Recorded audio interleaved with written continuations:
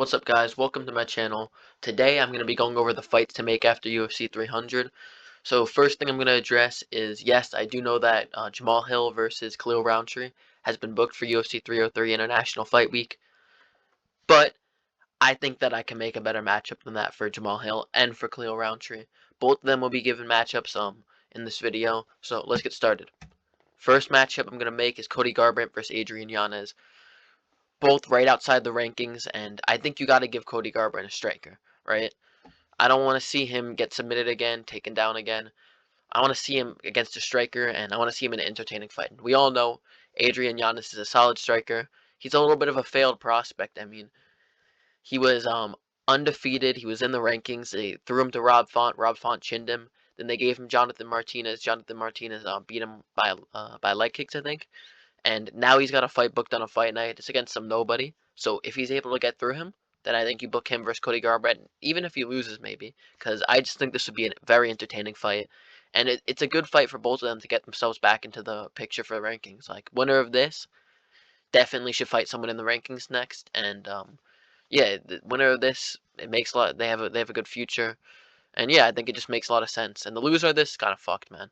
If Cody Garbrandt loses this, he's kind of fucked. But if he wins it, he's back on track. And I don't want to see him fight another complete bum. Like, I don't want to see him fight. Who did he fight? I don't even remember. I think one of the people's names was Trevin Jones that Cody Garbrandt fought before Figueiredo, and he was just like a bum. So I want to see Cody Garbrandt fight someone that's good, not too good. Like, this is a decent test for him. So moving on, Figueiredo versus Peter Yan. Figueiredo, so he just beat Cody Garbrandt, so he's ranked number 6 right now. Peter Yan's ranked number 3. Rankings wise, makes sense. I think we throw Figgy against one of the top contenders, and if Figgy wins this, or whoever wins this, right behind Marab and Sandhagen, is next for the title. And yeah, I just think that this fight would be they're both super well-rounded fighters. Stylistically, I think it would be a great fight. You know, you got Figgy with the power. Jan's a little bit more technical. When it comes to grappling, I think Figgy's got a little bit of an advantage because Peter Yan recently he got taken down by Song Yadong, so that's not that great of a look. But you know they're both very well-rounded fighters, both super skilled fighters, both former champions, and yeah, rankings wise it makes sense. And I think this is a great title eliminator. So moving on to the next fight, Jim Miller versus Michael Johnson, two legends of the sport that haven't fought each other yet. Timing wise, it makes sense. Michael Johnson's injured, and Jim Miller just took a hell of a beating, so both of them need to take a little bit of time off. And when they come back, two legends that are somewhat close to the rankings. And yeah, the winner of this, maybe they could get another shot at the rankings because Michael Johnson was about to fight Matt Favola, who was just ranked, and Jim Miller just fought Bobby Green, who was just ranked. So the winner of this, they push themselves closer to that rankings, and it just makes a lot of sense. Two legends going at it, entertaining fight, and yeah, just I think the fight makes a lot of sense. Bobby Green versus Paddy Pimblett. I don't want to see Moicano versus Paddy Pimblett. I'm sorry to say it, I know a lot of people want to see that, but I think this fight would be more entertaining. I think the Moicano fight would be more of a grappling match, right? And I think Moicano beats him, but I think it'll be more entertaining to see Bobby Green piece the fuck out of Paddy Pimblett up on the feet. I think Moicano, give him a top contender. I think he's earned a top contender. Paddy Pimblett's unranked. Drew or Bobby Green, he's right outside. He's not right outside of the rankings. He is ranked. So yeah, you throw if Paddy Pimblett can get past him and Moicano can beat who I'm booking for Moicano later, then you run that fight definitely. But I think as a way to introduce Paddy Pimblett to the rankings, a good test to see if he's like up to the level to be even put in the octagon with Moicano. You put him up against Bobby Green. If he gets through Bobby Green, then you run him versus Moicano if Moicano wins his next fight. So yeah, this is a fight I'd make. I think it'd be very entertaining. I think the build-up would be entertaining. And yeah, it'd just be a good fight. It makes a lot of sense. Jalen Turner versus Benoit St. Denis. Two kind of people that had a lot of tension around them that have recently come up short in their fights. You know, coming into the Gamrot fight, actually, yeah, he was coming into the Gamrot fight. Jalen Turner had a lot of hype behind him. And even after that fight, he did very well in that fight. A lot of people thought he won. He kept his hype. Then in the Dan Hooker fight, Dan Hooker kind of took all of his hype. But then he got it back against Bobby Green. But then he lost it again against Moicano at UFC 300. And Benoit St. Denis had a lot of hype going for him. They threw him to the top of the division against Dustin Poirier, and he came up short. So yeah, these are two kind of prospects. I mean, I know that Jalen Turner's been around for a while. He has a couple losses, but he kind of was a prospect. You know, he had a lot of people, they thought he would be the future of the division, and they both came up short. So the winner of this, I think, puts him back in the picture to be one of the top fighters in the division. I think it'll be an entertaining fight, and it just makes a lot of sense for both of them. There's a couple other options for both of these guys, but I think this makes the most sense. Rankings, everything. It just makes a lot of sense. That's the thing with me, man. I make fights that make sense for both people's careers, and they're entertaining fights. Like that, you gotta have a nice mixture of both. And yeah, this is a perfect fight for both people. Benoit Saint Denis versus Moicano. So yeah, Benoit Saint Denis coming off of two pretty bad knockout losses. You definitely gotta put him against someone a little easier. I saw people saying he should fight Justin Gaethje. Come on, you want him to be on 3 first-round knockout losses in a row. Let's do Moicano. Moicano is not a super dangerous guy on the feet, so we know Beneil Dariush probably won't get knocked out cold again. And for Moicano, Moicano deserves to step up, man. If Moicano can win this, he'll be ranked number 6. If Paddy Pimblett wins against Bobby Green, I say you run it, man. I say you run that fight. That could be a very big fight if both of them win. But right now, this fight just makes sense for both of them, man. Benoit, this is a good chance for Dariush to get himself back on the win streak. It's a winnable fight, but it's also not an easy fight. And Moicano deserves it. He's won 3 fights in a row. He beat Brad Riddell, then he beat Drew Dober, then he beat Turner. And those are all some solid wins, man. So he got 3 solid wins in a row. Beneil Dariush is coming off a couple losses, pretty bad losses. So you give him someone that's a little bit of a step down from Charles and Arman, but you give Moicano a bit of a step up. It makes sense for both guys where they are in their career and style. They're both two well-rounded fighters, so I'd like to see this. All right, so the next fight is Sadiq Yusuff versus Nate Landwehr. Yeah, so Nate Landwehr is coming off a fucking crazy win. I didn't watch the fight. I just saw a couple clips of it. He was getting fucked up, and then he just came in at the end and finished the guy. Sadiq Yusuff, he's coming off that pretty bad loss to Diego Lopez. I think he's got to defend his ranking against someone coming in, and I think that's Nate Landwehr. I know he already had to do that against Diego Lopez, but he got chinned, so let's give him another test against someone who on paper isn't as good. Nate Landwehr, he showed out in his last fight, so I say we give him another shot at the rankings. His last shot was against Danny Gay. Came up short, but yeah, this would be an entertaining fight. When someone like Sadiq Yusuff, they got no chin, it's entertaining because they could get knocked out any second. But he's also got power, so he can knock you out any second. And I think this fight would definitely end in a finish. So yeah, I think this fight makes a lot of sense for both of them. Be a banger matchup, and it would be a great way for Nate Landwehr to get into the rankings, or for Sadiq Yusuff to defend his ranking and put himself back in the picture for bantamweight. Or no, bantamweight. No, it's featherweight. I don't know why the fuck I said bantamweight. But moving on. Josh Emmett versus Diego Lopez. Now, I've been saying this should happen. This should be the fight to happen. People have been saying Diego Lopez doesn't deserve that big of a fight. Are we not forgetting that Benoit Saint Denis, who was like ranked number 13, just fought Dustin Poirier, who was number 3? Are we not remembering, what's his name, fucking Jack Della Maina getting that big jump up against Gilbert Burns? Same thing with Hamzat. He got that big jump up against Gilbert Burns. When you got an entertaining, fun prospect finishing people in 3 first-round finishes in a row, and you got a fucking beast like Josh Emmett with crazy knockout power, I think this fight makes a lot of sense. You got the guy Josh Emmett. He's been around for a while. And you got Diego Lopez, a newcomer. This fight just makes a lot of sense. It's a winnable fight for both guys. And if Diego Lopez can steamroll Josh Emmett and finish him, that makes a big statement and that puts him right into the title picture. And if Josh Emmett, because he'll probably be an underdog in this fight, maybe he won't. He probably will be an underdog in this fight. If he can beat, because he was an underdog against Bryce Mitchell. If he can beat 2 like up and coming guys as an underdog in a row back to back, one of them being a knockout of the year, and this one possibly being another knockout, he puts himself back in that title picture also. So yeah, I think this would be a big fight for the featherweight division, and I think the winner of this, they could definitely come close to a title, and I think it'll be a very entertaining fight. 2 finishers, 2 power punchers, 2 people that are always looking to finish the fight. I just think, like, out of all the people you could book Diego Lopez against, like, think about the Aljo fight. That would be more of a grappling match. It would be a decent match, but it wouldn't be as entertaining as this one. All the other Moscar rematch, Brian Ortega, Calvin Kattar. I think this is the most entertaining fight out of all those fights, and I think this fight just makes a lot of sense for both guys. So moving up, I got Calvin Kattar versus Edson Barboza. I know Edson Barboza has a fight against Leroy Murphy. Leroy Murphy's some undefeated dude. I think he's ranked number like 13 or 14. So if Edson Barboza is able to get past him, then I think you book him versus Calvin Kattar. Calvin Kattar coming off that pretty convincing loss to Aljo, and Edson Barboza coming off that crazy comeback against Sadiq Yusuff, and maybe possibly a win against Leroy Murphy. If he loses to Leroy Murphy, then I guess you do Leroy Murphy versus Calvin Kattar. You know, that would be a decent fight too, a decent test for Leroy Murphy if he's able to get past Edson Barboza. But I think Edson Barboza will probably win, and you can't. This would be a super entertaining fight. This fight would be a crazy fight on the feet, and yeah, I think you book this as a 5-round fight night main event, and I think they'll both go at it. I think they'll really put up entertaining fight because Sadiq or not Sadiq, yeah, Edson Barboza's last fight against Sadiq Yusuf was super entertaining. So you give him Calvin Kattar, I think they would put on a show.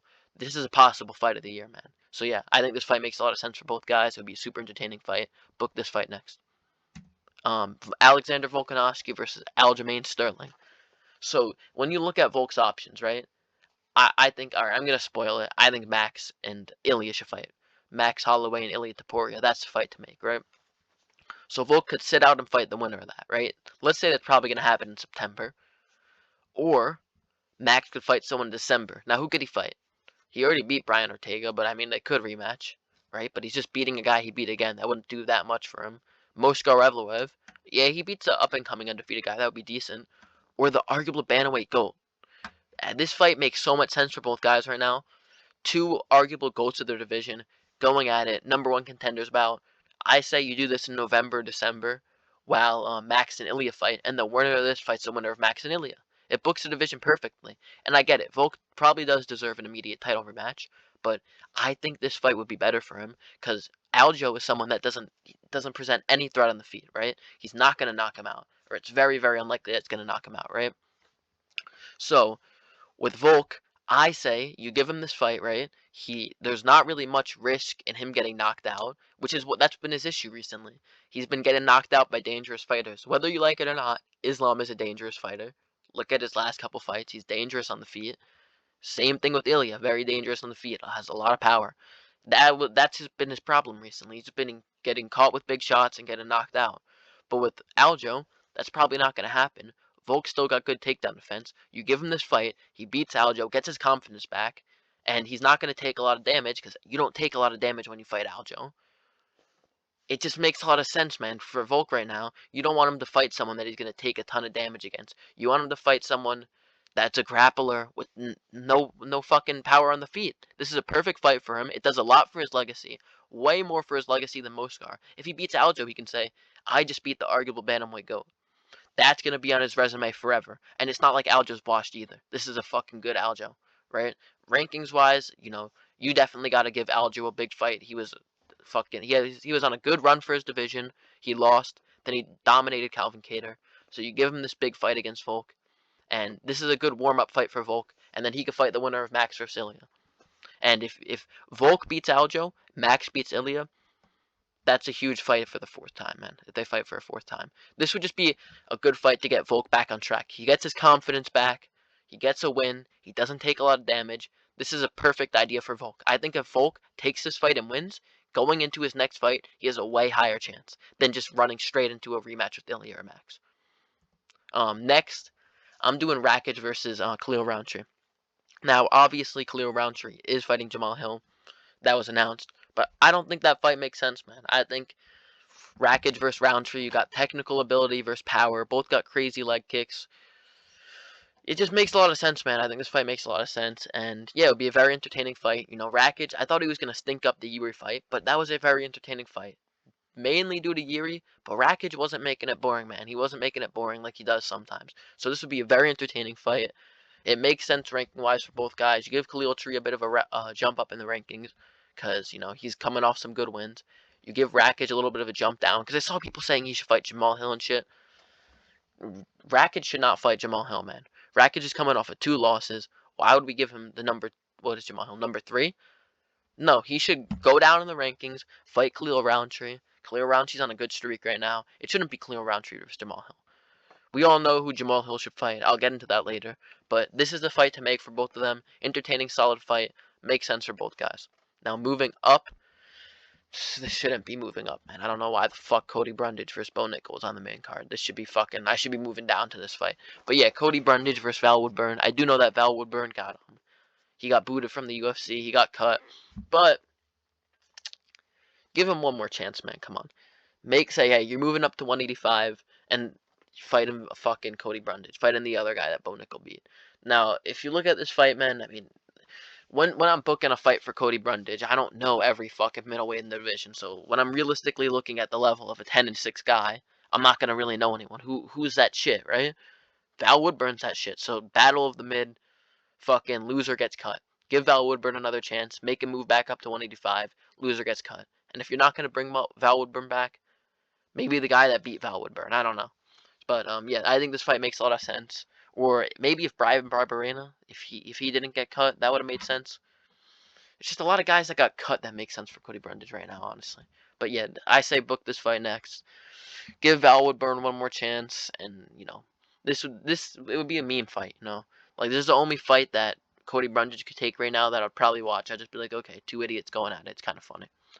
Now moving up, I don't know why nobody talks about this. This is a perfect fight for both guys. You got the old school wrestler, Chris Weidman, versus a new school wrestler, Bo Nickel. A great way to test Bo Nickel's grappling. Chris Weidman, you throw him against the up and coming prospect in Bo Nickel. You throw Bo Nickel against the legend. This would be Bo Nickel's toughest test by far. Chris Weidman, how many fights has he had? He's had probably like, what, 30 fights? He's been champion in the UFC. He's beat Anderson Silva. He's done all this shit, right? He's been around for really long. And it could be a tough test for Bo Nickel. I don't think they're gonna throw Bo Nickel. He called out Anthony Hernandez. I don't think that would be a smart decision to have Bo Nickel fight Anthony Hernandez. That's a very losable fight for Bo Nickel. But Chris Weidman, it's a winnable fight for Bo Nickel, but it's also a test. It's much, much, much of a tougher fight than Cody Brundage. Chris Weidman, I know he won via eye pokes, but he was beating Bruno Silva the whole fight. He looked good in that fight anyway. He looked very good in that fight. It would be a great way to test Bo Nickel's grappling. If Cody Brundage could stuff a couple takedowns, I'm sure Chris Weidman should, or could. I know a lot of people are going to be saying, oh, we don't want to kill Chris Weidman. We don't want to kill Chris Weidman. Who's Bo Nickel going to fight either way? He's probably going to end up fighting some bum anyway, right? So, what would you rather Bo Nickel fight next? Bruno Silva, the guy that fucking Chris Weidman beat, or Chris Weidman? Even on the feet too. This could be interesting on the feet. Bo Nickel in his fight against Cody Brundage, I didn't see anything impressive with the striking. In Chris Weidman's last fight, I was impressed by his striking exchanges with Bruno Silva.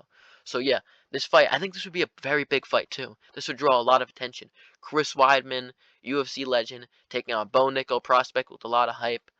Bo Nickel's really hated right now. I think it would be a kind of similar narrative to Tony Ferguson versus Paddy Pimblett. I think that's kind of how the build-up would be. But yeah. So I think this fight makes a lot of sense. Chris Weidman coming off a win. Winner of this, you throw them a big fight in the rankings. But yeah, I think right now this is a fight to make. This would be a very big fight. I think this could probably be a feature fight in a pay-per-view. If you're throwing Bo Nickel in the opening fight of the main card against UFC 300 against a nobody, him versus Chris Weidman would sell. That would sell. So yeah, this is a fight to make next. And yeah, I don't know why nobody's talking about it. See people fucking, what's his name? Michael Bisping said Daniel or whoever the fuck it was, right? Michael Bisping, I think it was Michael Bisping, and Anthony Smith said that Chris Weidman should fight Sean Strickland. That's retarded. Like that fight should not happen. Chris Weidman would kill him. Or no, what the fuck? I just said no. Sean Strickland would kill him. Sean Strickland would destroy Chris Weidman. So do Bo Nickel versus Chris Weidman. Good fight. Moving on, Charles Oliveira coming off a loss. I think this is an obvious fight to make. Gamrot versus Charles Oliveira. Charles Oliveira is ranked number 2 right now. So you throw him against Gamrot. Gamrot's coming off some good wins. He just beat RDA. He almost got knocked out in that fight. But winnable fight for Charles Oliveira. This is a good fight. Charles Oliveira can fight someone who's ranked number 5, coming off a lot of wins. Actually beat Armin, the guy he just lost to. And he could win that fight. He could put himself right back into the title picture. And for Gamrot, if he beats Charles Oliveira, he's definitely next up for a title shot. So yeah, this is a great title eliminator fight. Great fight to get Charles Oliveira back in track, and great fight for Gamrot to prove that he can beat the best of this division. Because while Charles Oliveira, he's 1-2 in his last 3. He's still a good fighter, man. He's still got it. You could tell he almost finished Armin 2 times in that fight. He's still a good fighter, and I think Gamrot. It's a good fight to get him back on track, or it's a good fight for Gamrot to prove that he's up there with the best of the division. So yeah, this fight makes a lot of sense, rankings wise and entertainment wise. I mean, Charles Oliveira will make it somewhat entertaining. If fucking Armin laying on Charles Oliveira, if Charles can make that entertaining, he can make this entertaining. Moving on, Islam versus Armin Sarukian. I say after Islam beats Dustin Poirier. So yeah, basically Armin versus the winner of Islam versus Dustin, and I think that's gonna be Islam. I'm very confident that's gonna be Islam. So yeah, the rematch. I mean, you can't deny Armin his title shot. He beat Beneil Dariush, who was number 4, knocked him out in a minute, then beat Charles Oliveira, who was number 1 contender, pound for pound. He definitely deserves his title shot. I know he denied it. I mean, obviously, most people aren't going to be a big fan of that. I wasn't a big fan of that. I think he should have took the title fight and took it in July. But it just makes sense for Islam to fight Armin. I think that just makes the most sense for him right now. After he beats Dustin, and then he can move up. This is a rematch. They fought a couple years ago on short notice. Armin has been training to beat Islam since. The fight makes a lot of sense, and I think Islam will destroy him. And I want to see this Armin Dick Riders humbled. So yeah, moving on. Justin Gaethje versus Dustin Poirier 3. Now, as I said earlier, I think Dustin's definitely going to lose to Islam. And I think both of these guys should have one more fight against another legend. They fought 2 times. It's 1-1. Settle the score. This would be a another banger matchup. I just saw a quote from Gaethje saying he's going to leave everything in the octagon for his next fight. If Dustin Poirier loses to Islam, he's probably only got one more fight in it for him. So a retirement fight for both guys. They can leave it all out there and just have a fucking sick fight. I think this is a perfect fight for both guys to retire against each other, and both of them aren't washed right now. They're still decent. So yeah, they can retire, leave it on a good note, go to war for one last time against each other. So yeah, I think this fight makes sense. Or if Holloway loses his BMF belt or does it, this can be for the vacant BMF belt, the trilogy after Dustin loses to Islam. Because what's his name? Gaethje's definitely got to take some time off after that knockout. So let Dustin have his fight against Islam. Then when he probably loses that, you run this fight. Max Holloway versus iliatopuria. You can't tell me this fight isn't the perfect fight to make right now. Bro, you got fucking iliatopuria, undefeated prospect, just beat Volk, the guy that Max couldn't beat 3 times. He had 3 chances, couldn't beat him. But Max has been in the fucking streaks. He looked like he looked horrible in that fight against Volk, and then he just came back with the Arnold Allen win. Right? People were like, okay, he's back on track, but nothing crazy. Korean Zombie win, they're like, okay, he's starting to get there. Gaethje win, he looked fucking insane. I honestly think he could beat Ilya. And the storyline here is great. Volk or Max trying to beat the guy that just beat the guy that beat him 3 times. Trying to get that win back in a way. Getting his belt again. Because Max Holloway used to be a fucking good champion. What did he have? 3, 4 title defenses? Right? He can beat Ilya and get that belt back. This Gaethje win already moved him up the GOAT list, I think. That already, let's say, if you don't think he was top 10 then, now he's top 10. If he beats Ilya, that moves him up the GOAT list even more. So yeah, I think this fight makes a lot of sense for both guys. Max Holloway is clearly the fucking most deserving contender in the division, apart from maybe Volk. And yeah, Max Holloway, this would be a huge fight. I think the build of this fight would be huge. Do it in the spear. This fight would be massive. Now moving on, I say you do Jamal Hill versus Yuri. Now I know Jamal Hill is fighting Khalil Roundtree, but this fight was supposed to happen. Remember when this fight was supposed to fight? I think they were about to fight an International Fight Week or something, right? This was supposed to headline a pay-per-view. This would be a great co-main. These two were supposed to fight before. Yuri just got back on track with a win. Jamal Hill coming off the loss to Alex Pereira. They both lost to Alex Pereira. Both got knocked out. But they were supposed to fight before.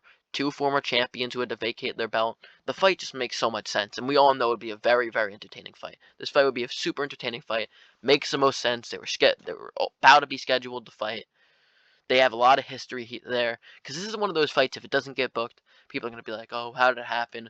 They're both still not washed. They're both still probably in their prime, right? So make it while we can. Make it while we can. This would be a great co-main to a pay-per-view, maybe feature fight. I want to see this for 5 rounds, so yeah, I think you could put this as a 5-round co-main, or maybe headline a fight night. Headline a fight night in an actual arena. This definitely isn't an Apex fight. So moving on to the final fight, Alex Pereira versus Magomed. We all know that Magomed deserves a title shot the most right now. It's just an obvious fight to make. I know a lot of people don't like it because Magomed will probably beat Pereira. But come on, you just got to make the fight right now. So just book the fight. And Pereira could win this one, man. See, I always knew Pereira had power, but in this fucking Jamal Hill fight, he showed he has insane power. He's got fucking if he could definitely catch Magomed, the leg kicks would give Magomed a problem too. This is a 50-50 fight, man. This is a 50-50 fight. Yeah, so this is a 50-50 fight. Magomed's a deserving contender. He deserves the title shot the most in the division right now. And yeah, it's a good challenge for Alex Pereira. And if Alex Pereira can get past Magomed, man, he's really moving himself up that GOAT list. But let me know what you guys think of the video. Like, comment, subscribe, all that. Peace out.